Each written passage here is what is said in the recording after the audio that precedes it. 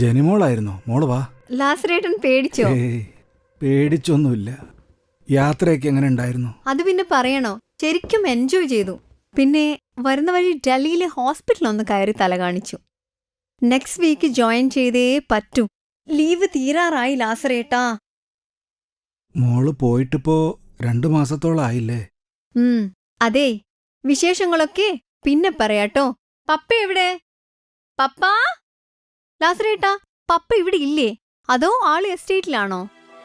അത് മോളെ. എന്താ ലാസറേട്ട ഒന്നും മിണ്ടാത്തേ? എന്തു പറ്റി ലാസറേട്ടൻ? പപ്പ, പപ്പ, ലാസറേട്ട, എന്താ എന്റെ പപ്പയ്ക്ക് പറ്റിയത്? കഴിഞ്ഞ മാസം ചുരത്തിൽ വെച്ചൊരു ആക്സിഡന്റ്. ഹോസ്പിറ്റലെത്തിയപ്പോഴേക്കും.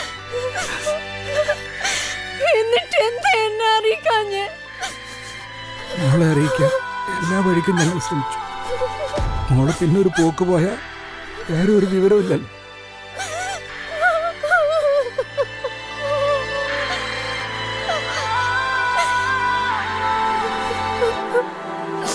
എന്റെ പപ്പ.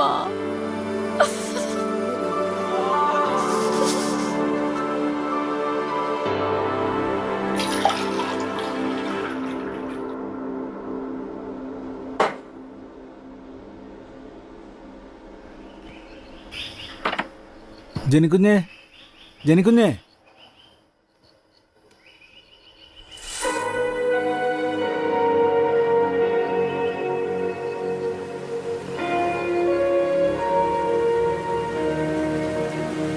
ജനിക്കുഞ്ഞേ.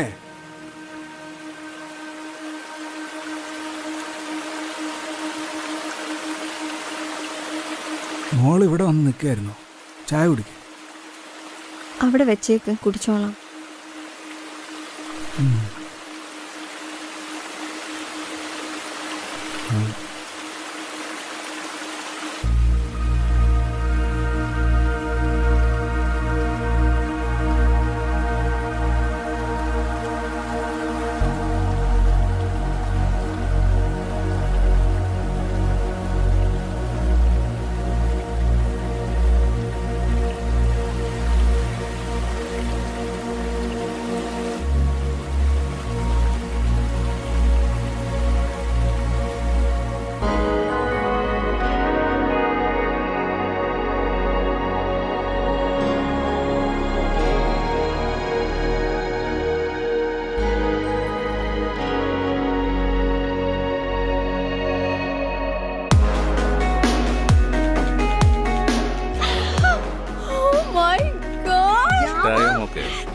Thank you so much, Papa.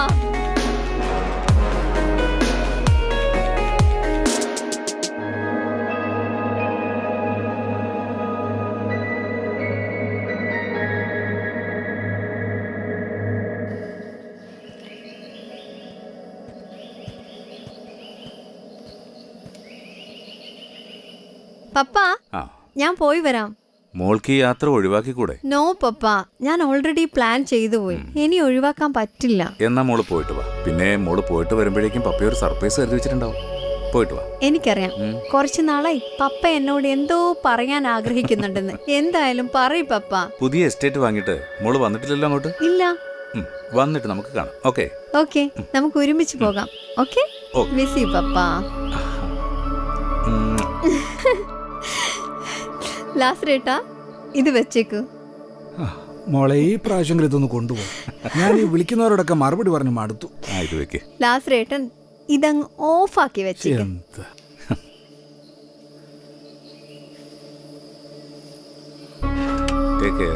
Okay, by.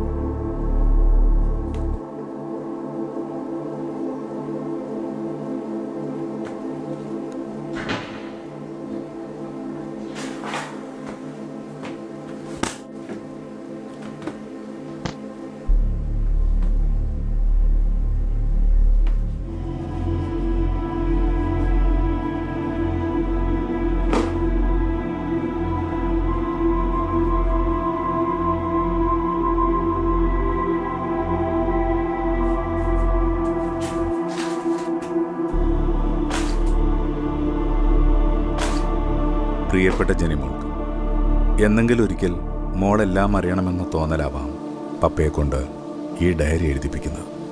പപ്പയ്ക്ക് മോളോട് കുറച്ച് കാര്യങ്ങൾ മറച്ചു വെക്കേണ്ടി വന്നിട്ടുണ്ട്. മോളുടെ അമ്മ മരിച്ചതിന് ശേഷം പപ്പ മറ്റൊരു കുടുംബജീവിതത്തെക്കുറിച്ച് ആലോചിച്ചിരുന്നില്ല.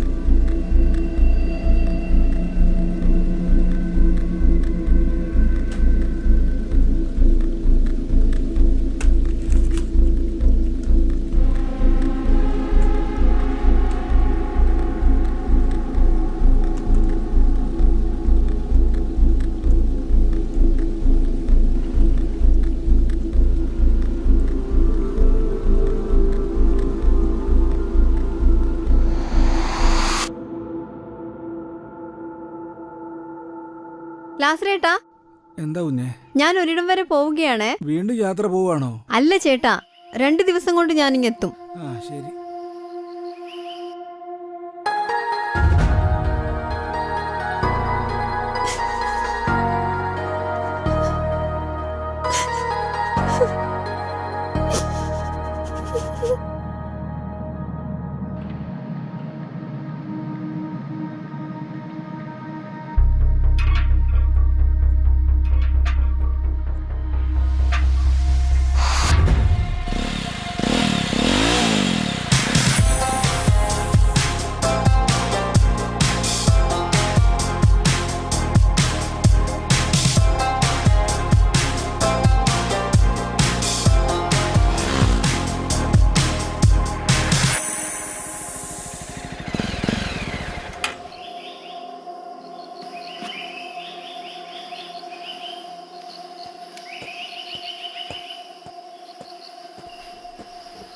ചേട്ടാ, ഒരു കട്ടൻ.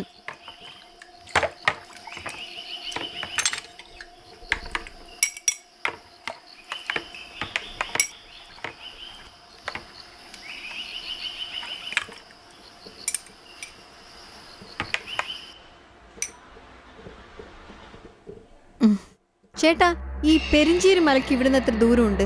മലയിലേക്കാണോ? ഇവിടുന്ന് കുറച്ചധികം ദൂരമുണ്ട്. ആനയും കടുവൊക്കെ ഇറങ്ങുന്ന സ്ഥലമാ, സൂക്ഷിച്ചു പോണം.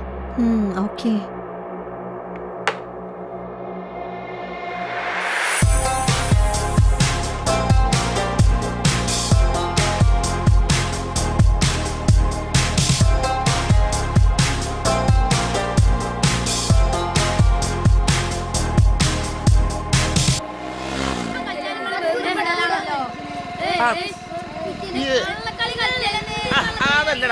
ഏയ് ചേട്ടാ, ഒന്ന് വന്നേ, ഒരു മിനിറ്റ്. അതെ, ഈ ബംഗ്ലാവ് എവിടെയാണെന്ന് അറിയോ? ഈ ബംഗ്ലാവ് ആ മലല്ലേ, അതിന്റെ അപ്പുറത്താ. ഓ, താങ്ക്സ് ചേട്ടാ. ഞാനില്ല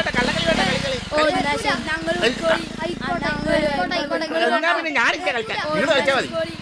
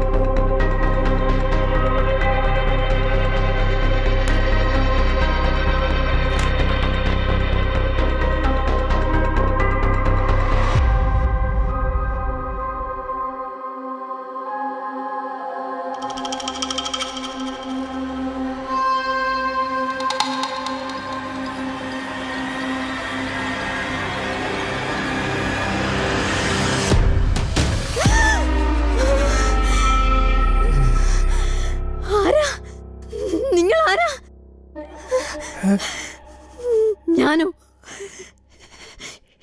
ഇതെന്റെ പപ്പയാ.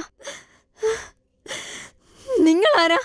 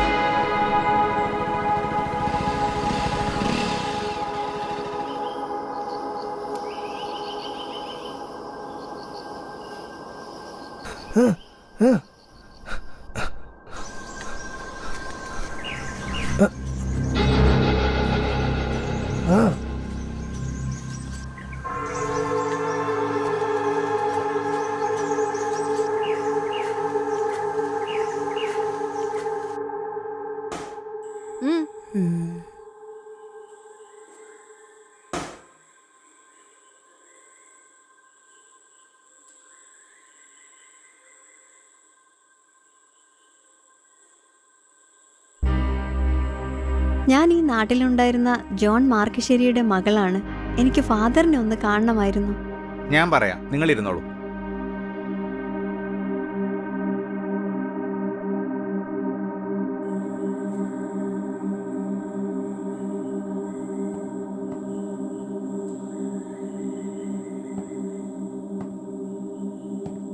ഈശോ മിശിഹായ്ക്ക് സ്തുതിയായിരിക്കട്ടെ ഫാദർ. ഇപ്പോഴും എപ്പോഴും സ്തുതിയായിരിക്കട്ടെ. ഡോക്ടർ ജെനി ജോൺ മാർക്കിശ്ശേരി അല്ലേ? അതെ ഫാദർ. വരൂ.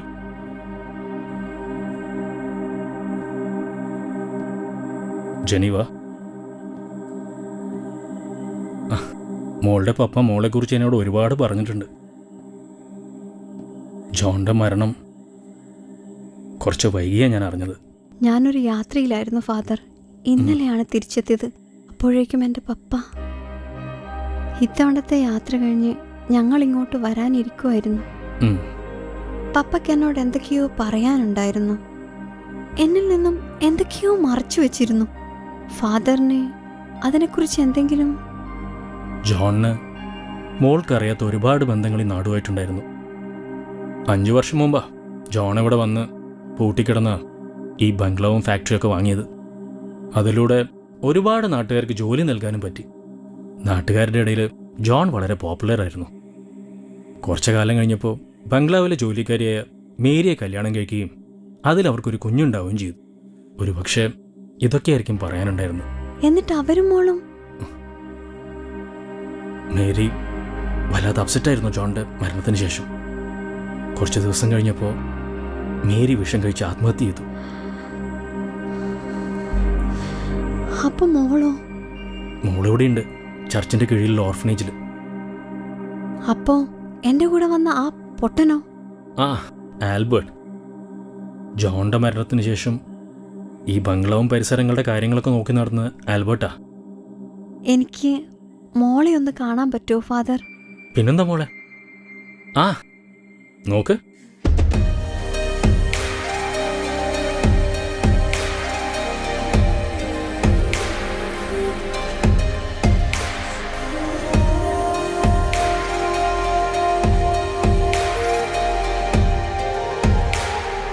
ആഹാ, മോൾക്ക് എങ്ങനെ അറിയാം ചേച്ചി? എനിക്കറിയാലോ എന്റെ ചേച്ചിയാണെന്ന്. മോൾ അതിന് ചേച്ചിയെ കണ്ടിട്ടുണ്ടോ? പപ്പ എപ്പോഴും കാണിച്ചു തരാറുണ്ട് ചേച്ചിന്റെ ഫോട്ടോ.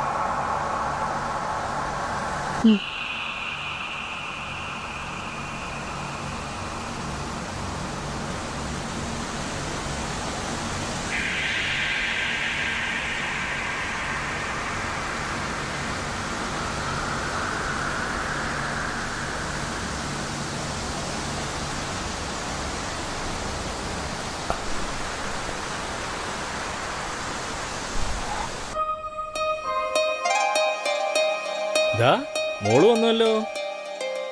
എല്ലാവർക്കും കൊടുത്തോ മുട്ടായൊക്കെ? മൊത്തം കാലിയായല്ലോ. അപ്പൊ ഫാദറിനില്ലേ? മെറിൻ, ഇത് ഫാദറിന് കൊടുക്കൂ. ഉണ്ടല്ലോ.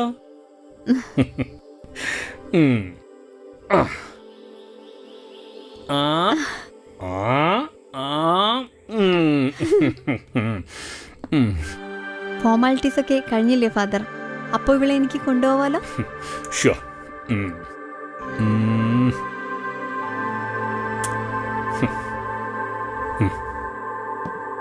എന്നാ പോവാ.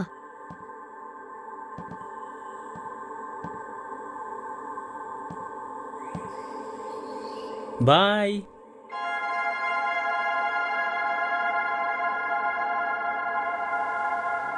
മലമുകളിലെ എസ്റ്റേറ്റ് വാങ്ങിയതിനു ശേഷം പപ്പയ്ക്ക് അവിടെ മറ്റൊരു കുടുംബം ഉണ്ടാവുകയായിരുന്നു. അതാണ് മേരിയും മെറിനും. പക്ഷെ ഇതെല്ലാം ഇനി നേരിൽ പറയാൻ അവസരം കിട്ടുമെന്ന് ഭയപ്പെട്ടു തുടങ്ങിയിരിക്കുന്നു.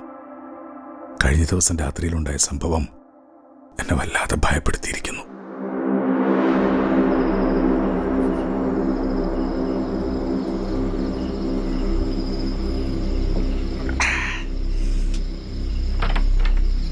ഇച്ചായ, ഇച്ചായ, എന്താ? ഒന്നിങ്ങോട്ട് വന്നേ.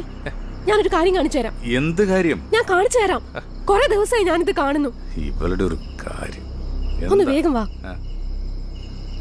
ദേ, കണ്ടോ?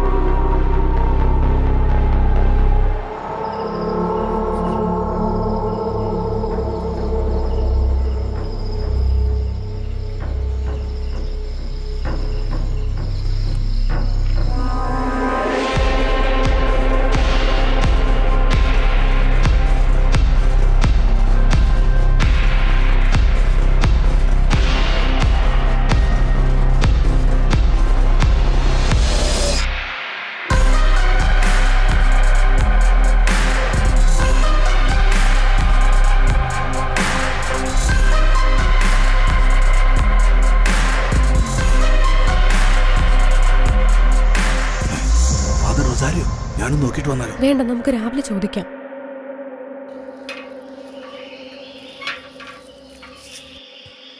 എന്താ ജോണേ, എന്താ കാണണമെന്ന് പറഞ്ഞ? ഇത്രയും നാളും ഫാദറിനോടൊരു ബഹുമാനമൊക്കെ ഉണ്ടായിരുന്നു. എന്നാൽ ഫാദർ ഇപ്പോൾ സെമിത്തേരിയുടെ മറവിൽ കാട്ടിക്കൂട്ടുന്നതൊക്കെ ഒരിക്കലും പുറത്തു തരാൻ കഴിയുന്നതല്ല. അപ്പോൾ ജോൺ എല്ലാം കണ്ടു. ഇനിയൊരു മുഖവരുടെ ആവശ്യമില്ലല്ലോ. ജോണേ, താനൊന്നും കണ്ടിട്ടുമില്ല, ഒന്നും കേട്ടിട്ടുമില്ല. അതല്ലേ നമുക്ക് രണ്ടുപേർക്കും നല്ലത്. ഭീഷണിയാണോ? അത് തനിക്ക് എങ്ങനെ വേണമെങ്കിലും എടുക്കാം. ഈ ഫാദർ റൊസാരിയോയുടെ ഒരു മുഖം മാത്രമേ ജോൺ കണ്ടിട്ടുള്ളൂ. റൊസാരിയോന് ഒരു മുഖം കൂടിയുണ്ട്. ജോൺ എൻ്റെ നല്ല സുഹൃത്താണ്. എന്നെ ശത്രു ആക്കണോ? മേരി, ആ, ഇപ്പം ഞാൻ മലയിറങ്ങാണ്. തിരിച്ചു വരുമ്പോൾ ഫാദറിന് കൊടുക്കാനുള്ള എല്ലാ ഏർപ്പാടും ചെയ്തിട്ടേ ഞാൻ വരൂ. അത് മറക്കണ്ട.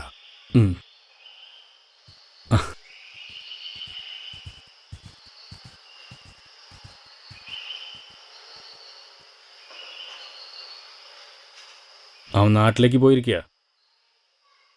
തിരിച്ച് മല കയറരുത്.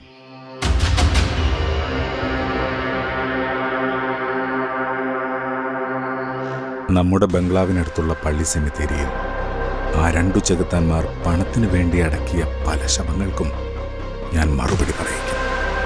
അതിനു മുമ്പ് എനിക്ക് എന്തെങ്കിലും സംഭവിച്ചാൽ അതിനു പിന്നിൽ അവർ മാത്രമായിരിക്കും ഉത്തരവാദികൾ. അങ്ങനെ എന്തെങ്കിലും ഉണ്ടായാൽ മേരിയും മെറിനും നിന്റെ കൈകളിൽ സുരക്ഷിതരായിരിക്കുമെന്ന് പപ്പയ്ക്ക് ഉറപ്പുണ്ട്.